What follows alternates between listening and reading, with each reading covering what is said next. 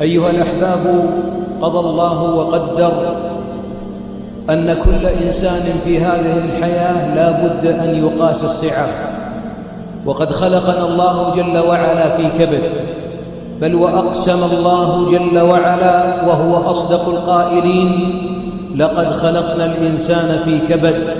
أقسم بالبلد ووالد وما ولد، أن الإنسان لا بد في الحياة أن يذوق القصص، ولا بد من الهم والغم، فما حلت إلا أوحلت.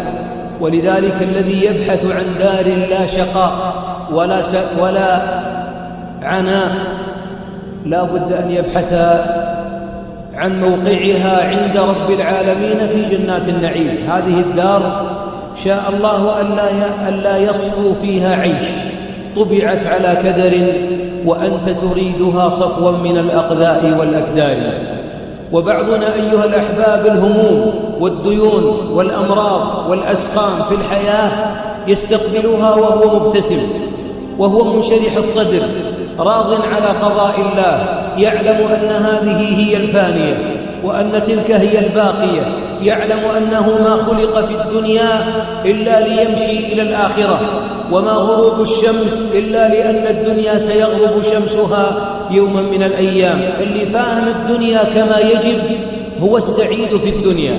أما الذي كلما ضاقت به ضجر وتذمر وزمجر واكفهر وارتفع الصوت، ودائما يتحدث عن الدنيا بأزماتها وهمومها ومصائبها، نقول: أنت قد أخطأت المسير. أنت في الدنيا لا يصفو في الدنيا مشرب، ولا يمكن أن تستقيم الحياة، لأن الله شاء للدنيا أن تلعن. الدنيا ملعونة، ملعون ما فيها إلا ذكر الله وما والاه. ومعظم المكروبين والمكتئبين والمغمومين ما فهموا الدنيا على حقيقتها. هذه الدار قال الله عنها أنها له ولعب وزينة وتفاخر وتكاثر، وشبهها بالزرع الذي يعجبك خضاره ثم يهيج فتراه مصفرا ثم يكون حطاما. ولذلك أيها الأحباب أسعدنا وهو اللي فهم الدنيا على حقيقتها فاستعذب الآلام فيها. وانظر إلى حياة محمد عليه الصلاة والسلام، جاع فيها، ما سكن القصور، مات أبناؤه الستة قبله، ولم يبق من أبنائه إلا فاطمة رضي الله عنها. أخرج من وطنه، عذب أصحابه، قتل عمه، هاجر أصحابه، دنيا العناء كلها. لكن الحبيب كان في الدنيا منشرح الصدر، لأنه يعرف الدنيا وأن الله لا يرضاها أن تكون لأوليائه جزاء. نعم، ولذلك وهو على فراش الموت عندما خير أن يمد في أجله أو أن ينتقل إلى لقاء ربه قال: بل الرفيق الأعلى. شيب كثير من الناس وأتاه الأمراض والاكتئاب وكله من هموم الدنيا. يقول: يا شيخ ديون وعيال ما يطيعون وفينا أمراض وفينا. هذا حال الدنيا، فاحتسب آلامها حتى تلقى الله جل وعلا. عبد الله بن الإمام أحمد عندما رأى والده في عناء قال: أبتاه متى الراحة؟ قال: الراحة عندما نودع جسر جهنم خلف ظهورنا ونستقبل ونخطو أول خطوة إلى جنات النعيم. الراحة هناك. واللي يبحث عن الراحة في غير لقاء الله وفي غير طاعة الله مسكين. نقول له مسكين، الرقم غلط. ولذلك الدنيا لابد إذا حلت من الذي ما قبر غالبا؟ اليوم معنا من مات رحمه الله رحمة واسعة، رجل وامرأة، أسأل الله أن يجعل قبورهم رياضا من رياض الجنات، اللهم آمين. ذهبوا وسيذهب الذين عزوهم، سنعزي أولئك، وسيعزى فينا بعد أعوام أو أيام أو ساعات. ما في دنيا كاملة.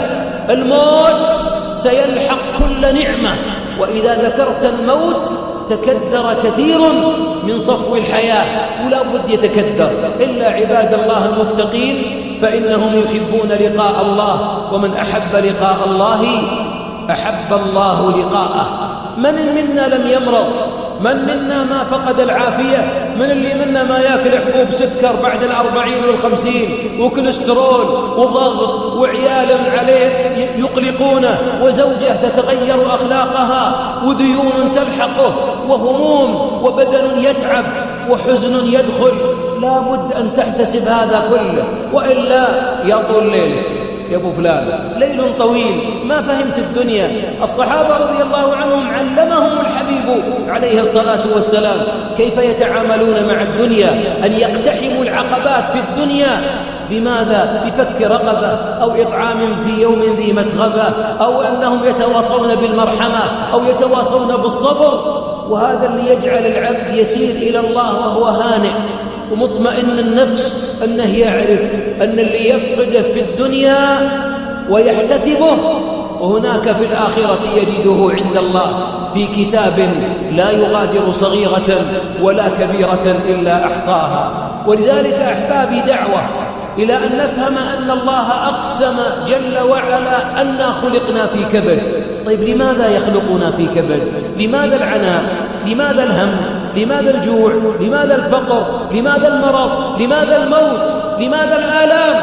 حتى لا تركن يا عبد الله للفانية وتنسى الباقية، حتى لا تبقى هنا تحرث وتزرع وتعمر وتقض وناسنا الآخرة، حتى لا تنسى الله. أنساهم، نسوا الله فأنساهم أنفسهم. البعض منا شيبت لحيته وشيبت عيونه وكل همه يبني يعمر يحفر يصب يقض. يا مسلم أنت تتركها بعد 100 عام من اليوم. ما واحد منا في المسجد موجود، واللي متجاوز 40 ما في أمل، ولا 30 قادمة، ولا 76 قادمة، ولا 40، والعلم عند الله. سنلقى الله. لذلك آلام الدنيا هي التي توصلك إلى جنان الجنة. يقول بعض السلف لولا مصائب الدنيا لقدمنا إلى الله مفاليس. لولا أن الله يصيب العبد في بدنه وفي ولده وفي ماله وفي من أحبه ويحتسبه ويصبر على الألم وعلى الحزن، وإلا ما الذي يوصلنا إلى الجنة؟ الجنة إذا دخلنا الجنة، أسأل الله يدخلنا الجنة بلا حساب ولا سابق عذاب. أن العبد إذا وصل إلى الجنة أحبابي دخلت الملائكة تبشره. وأكبر سبب أوصلك للجنة والملائكة يدخلون عليهم من كل باب سلام عليكم بما صبرتم. ولذلك أقول للمريض يلي تأخذ إبرة وتأخذ علاج، أو ذاك المريض الذي يقلبونه على الفراش، احتسب الآلام واحتسب الأنين واحتسب التعب واحتسب الحمى، فوالله إنها تكفر الذنب. بعض المرضى على سرير المرض من أعوام طوال ما ماتوا ولا هم مع الأحياء يدرجون. أتدرون لماذا؟ إن كانوا من المحتسبين لهم منازل عند الله في جنات النعيم لم يبلغوها بعد. إذا بلغوها قبض الله أرواحهم، وصار النوم على السرير هو أحد أسباب الثبات على الصراط يوم القيامة. نعم يا أيها المريض، احتسب حبة المنظم وحبة الكوليسترول وحبة الضغط والأمراض التي تعتريك، احتسبها واحمد الله وابتسم وأنت تبتلع الحبوب وتخترق جسدك الإبر. احتسب وابتسم، فإن البلاء لا يزال بالعبد المؤمن حتى يلقى الله وليس عليه خطيئة. احتسب يا عبد الله من مات من أرحامك، أب، ابن، بنت، زوجة، أبناء، أرحام، احتسبه عند الله، فالدموع لا ترد غائبا. وكن صابرا، فإنما الصبر عند الصدمة الأولى. أمر الله ملائكته عندما قبض ابن عبد من عباده قال ابنوا لعبدي بيتا وسموه بيت الحمد. الحزن والبكاء والعويل واللطم وشج الرأس والصراخ والاعتراض لا يرد غائبا. فارضوا على قضاء الله. وأعظم عباد الله عملا وتقا هو الذي إذا أعطي حمد وإذا أخذ منه حمد. فليس لنا إلا قول الحمد لله رب العالمين. وأنت يا من افتقرت ولحيق بك الدين، إن الدين هم والهم مكفر للذنوب. ما يصيب المؤمن من هم ولا غم ولا وصب ولا نصب حتى الشوكة يشاكها إلا كفر الله بها من خطاياه. اقض دينك واستعن بربك، واعلم أن الهم الذي أقعدك وأتعبك لا يزيله التأوه ولا الاكتئاب.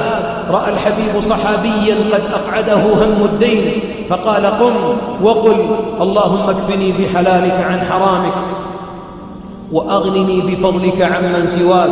واعلم أن هذه الهموم تكفر الذنوب، وأنت يا من لك أبناء، والأبناء ما استقاموا على حال، وكل ما قلت شرق راحوا غرب، وكل ما قلت صلوا تعصوا عليك، وكل ما ذهبوا انتظرتهم على الباب، وكل ما تكلمت ارتفع صوتهم عليك، وكل ما دعوت لهم أعرضوا عنك. اصبر، فهذا باب من أبواب الجهاد.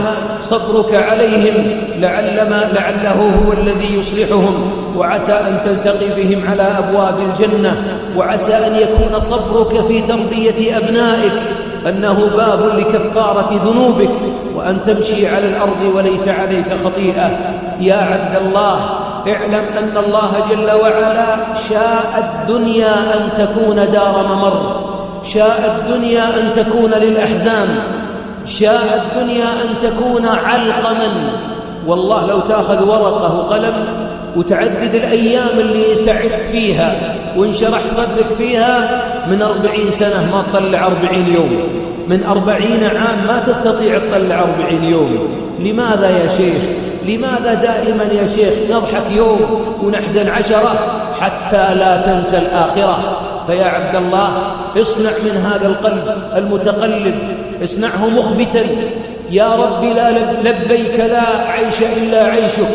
أجمل نظرة ليست في الدنيا، أجمل نظرة في الكون أن تنظر إلى الله يوم أن يدخلك الجنات. إذا فقدت شيئا من الدنيا قل الملتقى الجنة. إذا أعجبك من قصور الدنيا شيء لا عيش إلا عيش الآخرة.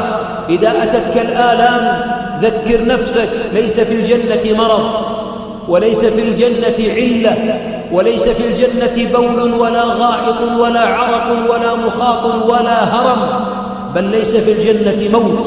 الموت يذبح بين الجنة والنار، فيقال لأهل الجنة خلود ولا موت، ويقال لأهل النار خلود ولا موت. فاعمل لدار غدا رضوان خازنها، الجار أحمد والرحمن بانيها، قصورها ذهب والمسك طينتها، والزعفران حشيش نابت فيها. واحذر أن تكون من عباد الدنيا. الأعوام تمضي بعد الأعوام، ونحمل الموتى على الأعناق ونحفر لهم القبور، وإذا فتح صدر أحدنا كل الذي في قلبه دنيا. الدنيا حلالها حساب وحرامها عقاب، ويدخل فقراء أهل الإيمان الجنة قبل الأغنياء ب500 سنة.